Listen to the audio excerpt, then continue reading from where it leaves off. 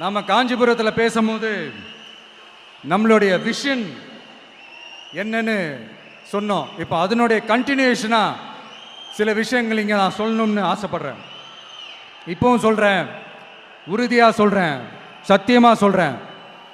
பெண்கள், பெண் குழந்தைகள், ஆண் குழந்தைகள் பாதுகாப்பு நம்ம ஆட்சியில் நம்பர் 1 இருக்கும்.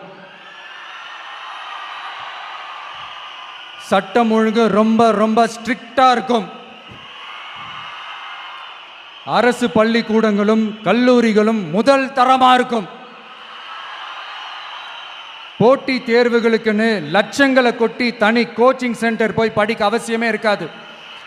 ஏன்னா கவர்மெண்ட் ஸ்கூல், காலேஜ் சிலபஸே போட்டி தேர்வுகளை ஈஸியாக சந்திக்கிற வகையில் அந்த ஸ்டாண்டர்டுக்கு ஏற்ற மாதிரி அமைக்கப்படும். உயர்நிலை பள்ளி பாடத்திட்டங்களிலேயே அடிப்படை அரசியல் சாசன சட்டம் சேர்க்கப்படும். மாநில மற்றும் ஒன்றிய அரசு அலுவலகங்கள், வங்கிகளின் செயல்பாடுகள் மற்றும் அவற்றை அணுகும் முறை குறித்து மாணவர்களுக்கு தெளிவான புரிதலை ஏற்படுத்தும் வகையில் தேர்வுகள் அற்ற செயல்முறை பாடமாக கற்பிக்கப்படும். இந்தியா முழுக்க உள்ள ஒன்றிய அரசு சார்ந்த கல்வி நிலையங்கள் மற்றும் அதன் சேர்க்கை அட்மிஷன் குறித்து புரிதலும் தெளிவும் மாணவர்களுக்கு உருவாக்கப்படும். அனைத்து அரசு பள்ளிகளிலும் பெண் குழந்தைகளுக்கு சுத்தமான, சுகாதாரமான மற்றும் தரமான கதவுகள் பொருத்தப்பட்ட ரெஸ்ட் ரூம்கள் அமைப்பது உறுதி செய்யப்படும்.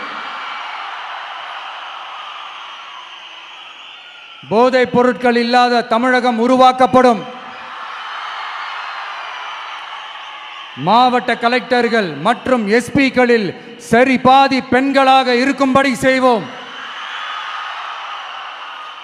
மலை கிராமங்களில் அரசு ஆரம்ப சுகாதார நிலையங்கள் பிரசவம் பார்க்கும் வசதியுடன் அமைக்கப்படும்.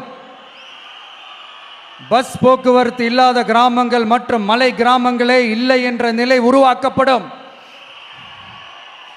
ஏற்கனவே அமைப்பு சாரா தொழிலாளர்கள் அமைப்பு இருந்தாலும் ஆட்டோ, டாக்ஸி மற்றும் லாரி டிரைவர்களுக்கென அவர்களின் நலன்களுக்காகவும் குடும்ப நலன்களுக்காகவும் தனியாக நல வாரியம் அமைக்கப்படும்.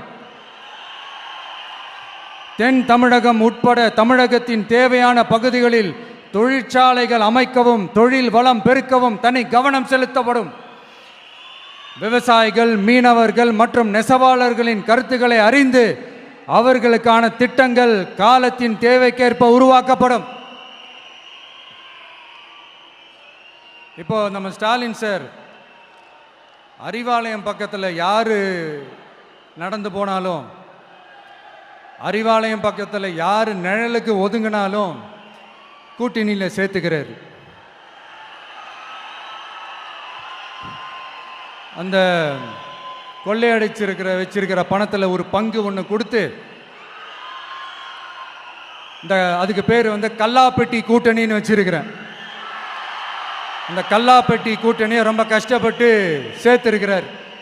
ஆனால் அவருக்கு நான் சொல்கிறேன், இந்த பழைய கூட்டணி கணக்குகளோ இந்த கொள்ளையடிச்ச பணத்தையே வச்சு எங்கள் மக்களை ஏமாற்றி எல்லாம் ஜெயிக்க முடியாது.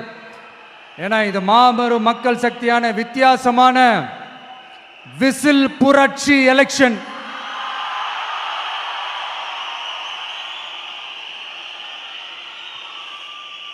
உங்களோட நான் இருக்கேன், நம்மளோட நம்ம மக்கள் இருக்கிறாங்க. இதுக்கு மேல என்ன வேணும்?